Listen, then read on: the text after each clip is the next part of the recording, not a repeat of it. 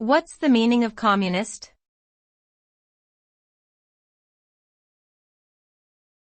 Communist.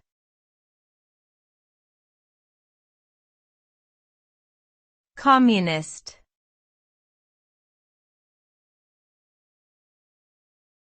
Communist.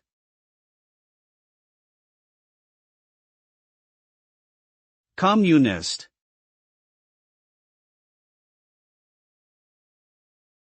Communism is a political and economic ideology that advocates for a classless society in which property is owned collectively and the means of production are controlled by the community as a whole. Proponents of communism believe that this system would lead to greater social equality, shared prosperity, and the elimination of exploitation and oppression. However, history has shown that attempts to implement communism have often resulted in authoritarian governments, economic stagnation, and human rights abuses.